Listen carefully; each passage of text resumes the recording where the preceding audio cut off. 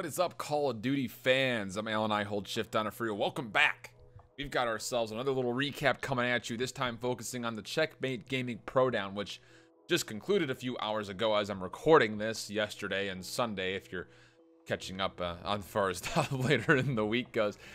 Very interesting one. Initially, I wasn't sure if I was even going to cover this because there were a lot of throw together kind of pickup game teams featuring some star players, but I decided that, you know what?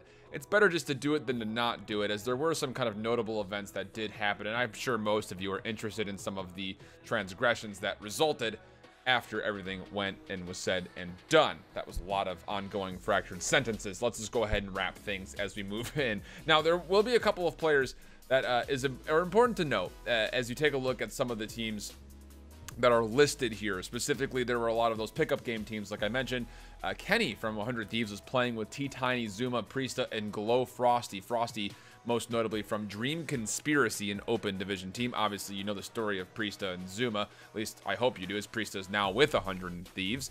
And then you also look at Nameless, who decided to play this week. He played with Attached, Chino, GodRx, and a Sim. And GodRx, again, went from the Pittsburgh Knights, is now on Evil Geniuses, as confirmed of a couple hours previous. And then Teddy Rex came together with the same squad as always: Apox, Rambi, Super, and Zappatus. That was the squad that was Project 18, no longer representing whatever that organization was. Parasite was playing with Blast, Lacefield, Scraps, and Saints. That's like the definition of a pickup team, as they're from all over the place. Season, SCN, you're not going to see much of them on the bracket graphics because they didn't make it past the first round in the winners or losers bracket, but that was Illy's team, consisting of him and Simp most notably. And Twiz as well was another squad that was mostly that of the Orlando Reapers, with Twiz, Mirex, Turn Up to Easy, Happy, who I believe is actually substituting for Splyce now, if I'm not mistaken, and Legal. So none of those will really pop up. I want to get into what the winners bracket looked like starting at round 2 moving forward. Again, we didn't cover all of it. There's just too much to cover. So from round 2, you're looking at Envy and E United, OG looking to come back against Team Nameless. You also have Midnight taking on UYU, and Kenny's squad taking up against Splyce. This one went pretty much as you would expect across the board, with a couple of exceptions. E United, of course, we have not seen them, at least not in recent memory, up until the previous CMG, but they would not be able to handle Envy. A 3-1 scoreline there. OpTic Gaming easy 3-0. Midnight Esports with a very close one versus UYU, going all the way to 5.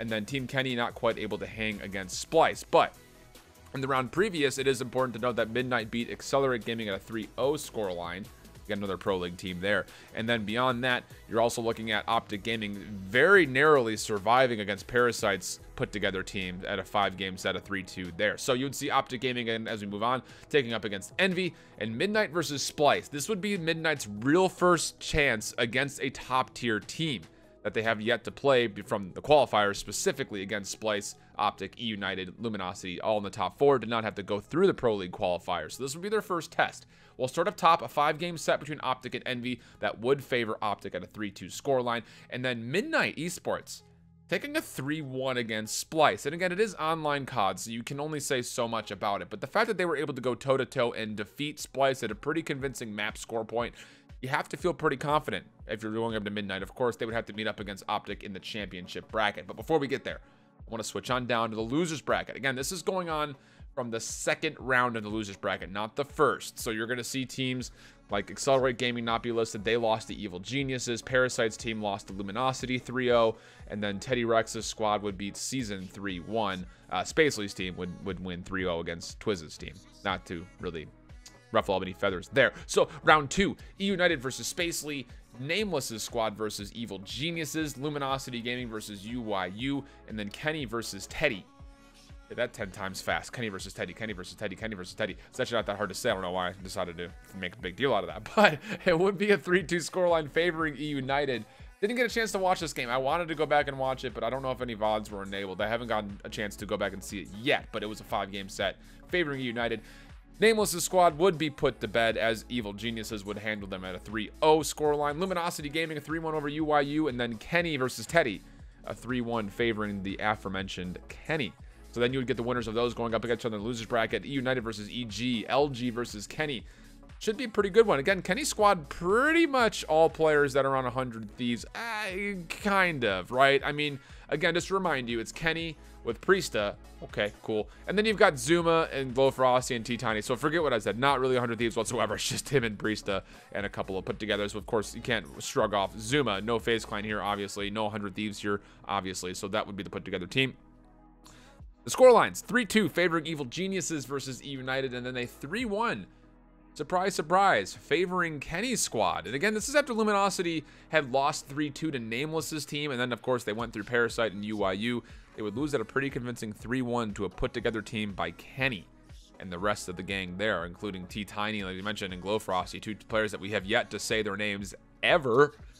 Able to put down LG. A little bit of surprise there. So then dropping down from the winner's bracket, Splyce would take on EG. Team Envy would take on Kenny's squad. They would go pretty much convincingly, as you would expect. Splyce with the 3 over Evil Geniuses. And then you've got Envy with a long-lasting 5-game set of 3-2 versus Kenny's team. So let's go down to the winner's bracket and loser's bracket, the championship bracket. This was played today, or I guess, or a couple hours ago, as I'm, of course, recording this. I don't know why I give you guys the time frame of when I'm recording versus when it happened. I just feel like it's necessary. So OpTic Gaming versus Midnight, Splyce versus Envy. Honestly, these teams I have in some combination in my top 5 of my power rankings. That video is coming up soon as far as my power rankings for the overall Pro League squads. OpTic here, though, would not have a problem versus Midnight, a 3-0 scoreline. We were very excited to see how this one would play out.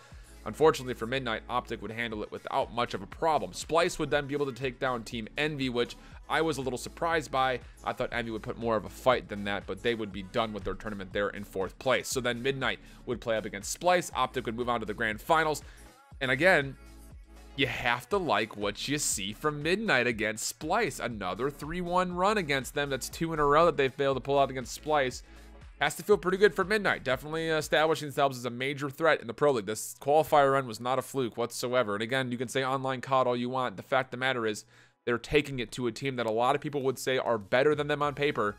That needs to be erased very, very shortly. So then the grand finals, OpTic versus Midnight. It would have to go 2 best of 5s if Midnight wanted to have a chance. OpTic would not give them the reason to go that way. A 3-1 favoring the green wall as Midnight would fall. But again, the one map in that Midnight's favor, you have to think that this team is absolutely for real. I'm really excited to see it. And then I also want to just bring up one more thing before we end this video. We already mentioned just in the video previously, I'll link it for you in case you weren't sure, about things that are going on with the Pro League, and we are seeing a number of substitutions come in. I'm going to do a more significant video on all of these tomorrow, but you're going to see a couple of additions. So we already talked about Pharaoh moved to substitute. We talked about Priesta going from FaZe to 100 Thieves, and Crowder going into the coaching spot at 100 Thieves, but Methods from G2 would be established as UYU's substitute. Dylan will fly over from Team Sween to join Reciprocity. Shocks, interestingly enough, will be jumping from Mind Freak to Red Reserve as a substitute. Pander, a little surprised by Pander, honestly. Again, he's from the Pittsburgh Knights. He's more of that kind of flex style player, and he will be actually substituting for Midnight Esports. Didn't even have him on my radar at all. And then Bevels will be going as coach/sub for Envy. So maybe no one else moving into Envy's roster. We'll go over all of those. I'll be doing a video on that tomorrow, more specifically talking about all of that, plus some rumors going on with some organizations that looking to get involved with some Pro League teams.